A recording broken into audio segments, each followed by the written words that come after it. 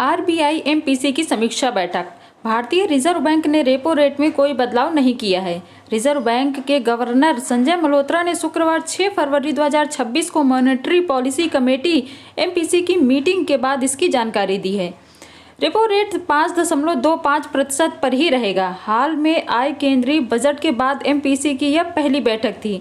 बाजार, कर्जदार और निवेशक सभी इस बात पर नजरें टिकाए हुए थे कि ब्याज दरों और अर्थव्यवस्था को लेकर क्या संकेत मिलते हैं। रेपो रेट में कोई बदलाव न होने से लोन दरों पर कोई असर नहीं पड़ेगा। आरबीआई एमपीसी की यह 3 दिन की समीक्षा बैठक 4 फरवरी को शुरू हुई थी।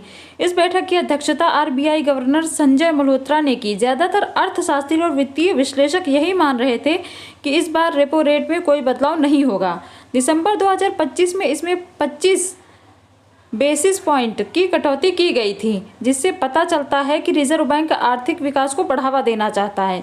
बैठक के बाद आरबीआई गवर्नर ने कहा कि पिछली नीतिगत बैठक के बाद से बाहरी चुनौतियां बढ़ी हैं। साथ ही उन्होंने कहा कि हाल के व्यापारिक समझौतों का सफल समापन आर्थिक दृष्टिकोण के लिए अच्छा संकेत है। कुल मिलाकर उन्होंने कहा, निकट अवधि में घरेलू मुद्रास्फीति और विकास का दृष्टिकोण सकारात्मक बना हुआ है। रेपो दर अपरिवर्तित रहने के साथ स्टैंडिंग डिपॉजिट फैसिलिटी एसडीएफ दर 5% पर बनी हुई है, जबकि मार्जिनल स्टैंडिंग फैसिलिटी एमएसएफ दर और बैंक दर 5.5% पर जारी है। एक साल में 125 बेसिस पॉइंट की कटौती।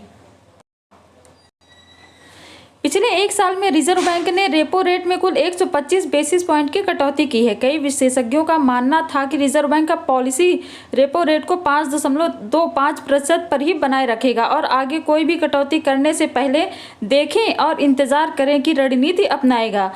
बड़े बैंकों की रिपोर्टों से यह भी पता चलता है कि दुनिया भर में अनिश्चितता, विदेशी मुद्रा बाजार में उतार चढ़ाव और सरकारी बॉन्ड यील्ड का स्थिर रहना, इन सब वजहों से केंद्रीय बैंक मुख्य नीतिगत दर में तुरंत बदलाव करने को लेकर थोड़ा सतर्क रहा। बैठक का महत्व।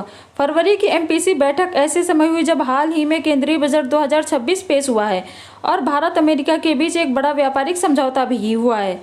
ये दोनों चीज़ें आर्थिक विकास और महंगाई को भी प्रभावित कर सकती हैं। इस पृष्ठभूमि को देखते हुए बाजार के जानकारों ने सिर्फ रेपो रेट के फैसले पर ही ध्यान नहीं दिया, बल्कि इस बात पर भी नज़र रखी कि रिजर्व बैंक बाजार में नकदी लिक्विडिटी को कैसे संभालेगा और महंगाई व विकास के बीच संतुलन कैसे बनाएगा।